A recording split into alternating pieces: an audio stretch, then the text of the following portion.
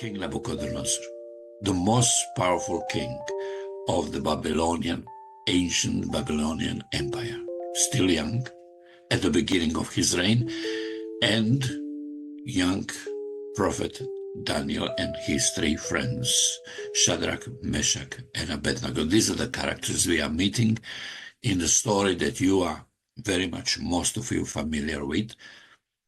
And we find it in the book of the prophet Daniel, chapter 2 and 3. We are not going to get into details, but we are going to just get a few thoughts, few relevant ideas. One night, King Nebuchadnezzar, ambitious King Nebuchadnezzar, had a dream which troubled him.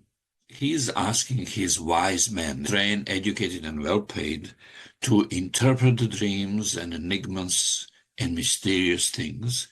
And he tells them, I'm not going to tell you the dream. I want you to tell me what my dream was and also what it was about.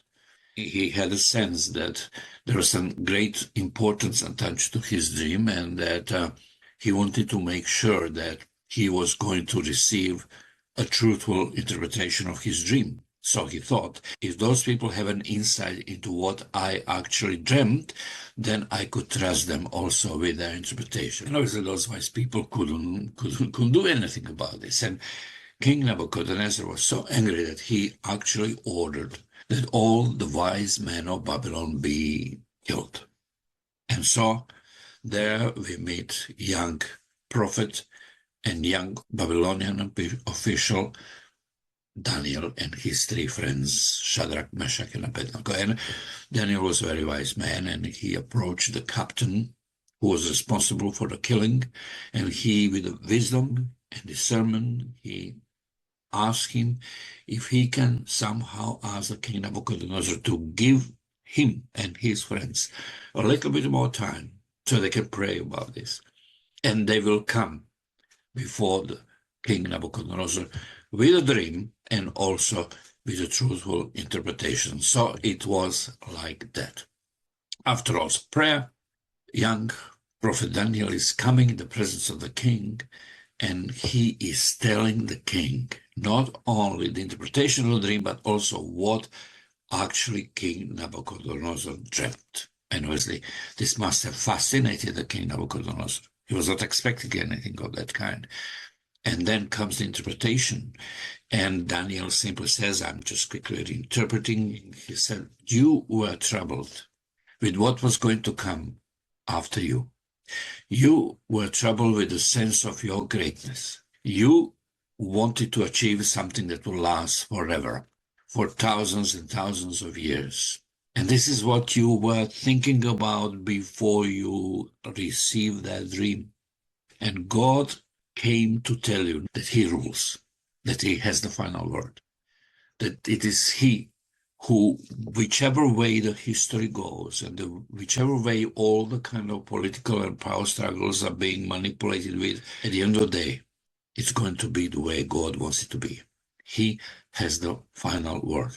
Daniel says to the king, to the young, ambitious King Nebuchadnezzar, he says, you are the head of gold.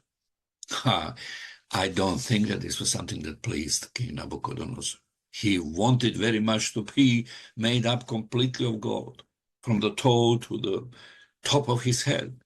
Now he is hearing the message and says, no, you are the head of gold, and after you there will be others coming. Your kingdom is limited. It has the end. It will not last for 1,000 years. You are not announcing the golden age of the Babylonian kingdom.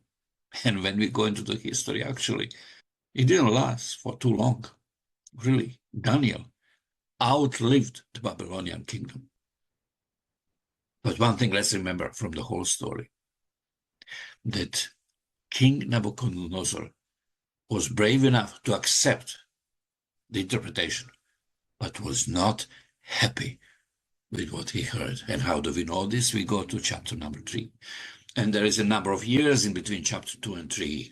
In chapter 2, king is still a very young king. He's just begun reigning as the king of the Babylon.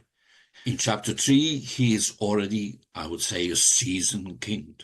He has had many victories against the nations that were surrounding him.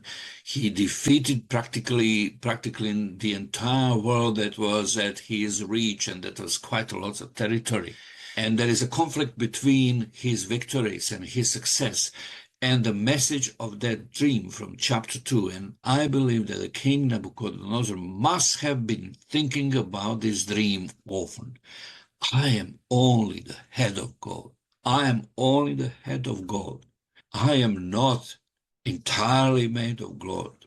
And I may feel strong and powerful right now, but the message of this dream in chapter 2 is telling me all of this is going to end probably sooner than later. Something was wrong because the facts on the ground are telling me something else, that I am the king. I am God himself. I am this statue made of gold from the top to the bottom, or the other way around. I am that. No one can convince me otherwise. I am that king that is going to represent the kingdom that is going to last forever. This golden age of Babylon, golden kingdom that cannot be defeated.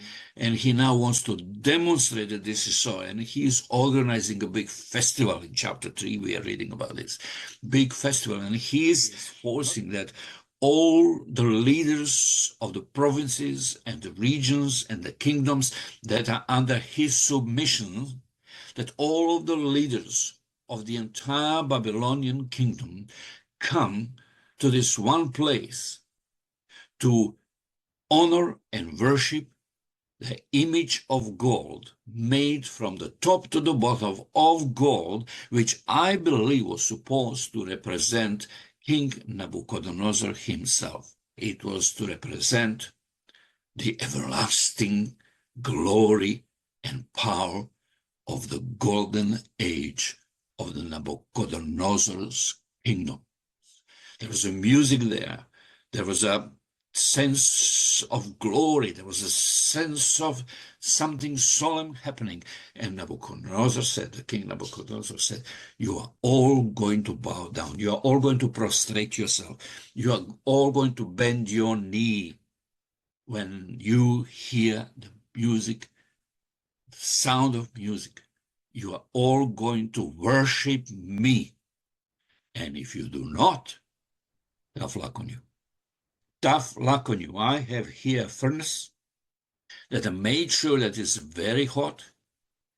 I've been giving executive orders one after the other, and it's not a problem for me to give another one. And I'm actually giving it now. If you do not bow down, if you do not bend the knee, you will end up in this fire.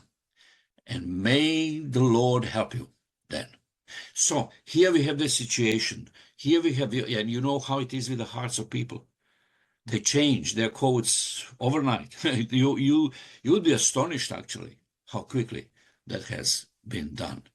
You know, I remember 30 years ago when in a former Yugoslavia, things were changing from socialism or communism to supposedly capitalism. And I remember how quickly the most influential people in the republics of former Yugoslavia, how they were changing overnight.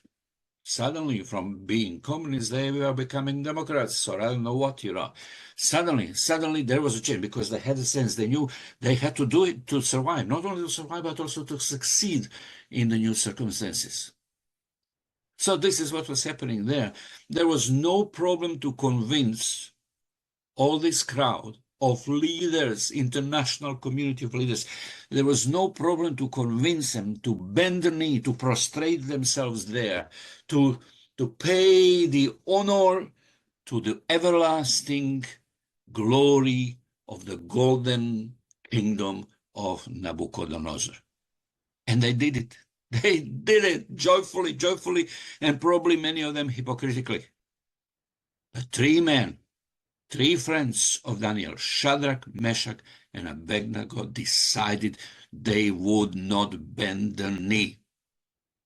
They decided They will not bow down. They decided they will not prostrate themselves there. And the story is long, and I will make it short if possible. They didn't do it, but there were some eyes there. There were some eyes there. You know, their duty was to report on what is happening. They were very much observing around who would not listen to the king. And here they are. They're coming to the king. Oh, king, we have found those 3 young men.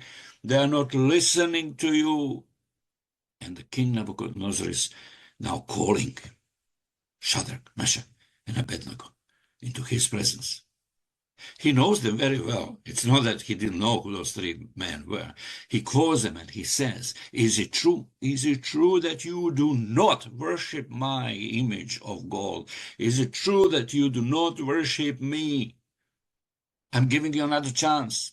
When you hear the music start playing, will you bow down? And those 3 men, and we have those powerful words they say in chapter 3, and here we have verse 15. Even the king Nebuchadnezzar is so cynical, and he says, listen, I have this fire prepared for you, and it will be even done 7 times more than usual.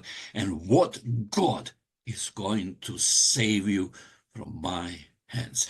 And this is where I'm coming now with the way those 3 young men are responding to him. Verse 16, chapter 3 says, Shadrach, Meshach, and Abednego replied to the king, O Nebuchadnezzar, we do not need to defend ourselves before you in this matter.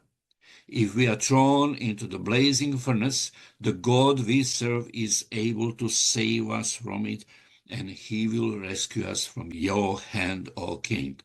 But even if he does not, we want you to know, O king, that we will not serve your gods or worship the image of gold you have set. Their message was very clear and brave.